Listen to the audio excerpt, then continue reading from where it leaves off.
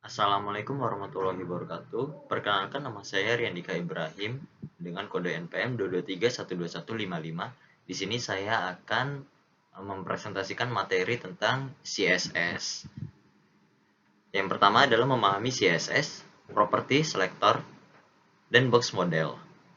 CSS atau Cascading Style Sheet adalah bahasa pemrograman yang digunakan untuk mengatur tampilan elemen-elemen HTML. Dalam bab ini, kita akan mempelajari properti selector dan box model dalam CSS. Yang pertama, kita akan membahas layout dengan CSS. Yang pertama ada grid, yaitu layout grid yang memungkinkan penempatan elemen dalam grid yang teratur dan responsif.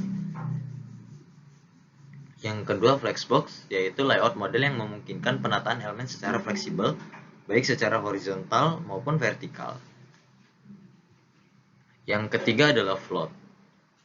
Float adalah model tata letak lama yang menggunakan float untuk mengatur penempatan elemen. Selanjutnya ada subcode dash dan subcode elemen dalam CSS. Yang pertama subcode class, yaitu menggunakan pseudo class untuk memberikan efek tertentu ke elemen saat dalam keadaan tertentu, seperti saat atau fokus. Yang kedua adalah pseudo elemen, yaitu pseudo elemen yang memanipulasi dan menambahkan elemen virtual ke dalam dokumen HTML. Selanjutnya adalah animasi dengan CSS. Yang pertama, kita bisa menggunakan keyframe, yaitu membuat animasi yang kompleks dengan menetapkan nilai kunci dan perubahan properti di antara mereka. Yang kedua adalah transition, yaitu mengatur perubahan halus dalam properti dengan transisi yang lagam. Yang ketiga ada animation, yaitu menggunakan animasi CSS untuk membuat elemen bergerak dan bereaksi terhadap interaksi pengguna. Untuk selanjutnya adalah responsif dengan CSS. Yang pertama menggunakan media queries, yaitu menggunakan media queries untuk memodifikasi tampilan elemen berdasarkan ukuran layar dan perangkat. Yang kedua ada fluid layouts, yaitu membuat tata letak yang fleksibel dan dinamis yang dapat menyesuaikan diri dengan berbagai ukuran layar. Yang ketiga adalah mobile first design, yaitu mendesain tampilan terlebih dahulu untuk perangkat mobile, kemudian menambahkan gaya untuk perangkat desktop. Yang selanjutnya adalah properti CSS, yaitu ada color, yaitu menentukan warna teks. Yang kedua ada font size, yaitu menentukan ukuran teks. Yang ketiga ada margin, yaitu menentukan ruang elemen.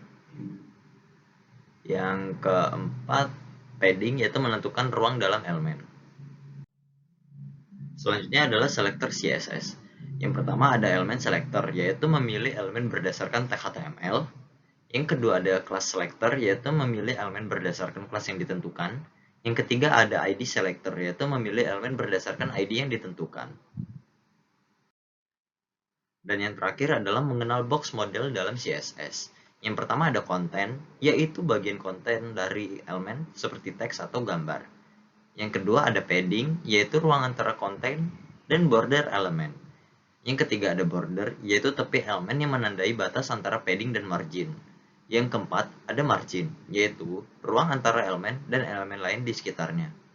Sekian yang dapat saya sampaikan, mohon kurangnya saya mohon maaf, kepada Allah saya mohon maaf pun. Saya akhiri, wassalamualaikum warahmatullahi wabarakatuh.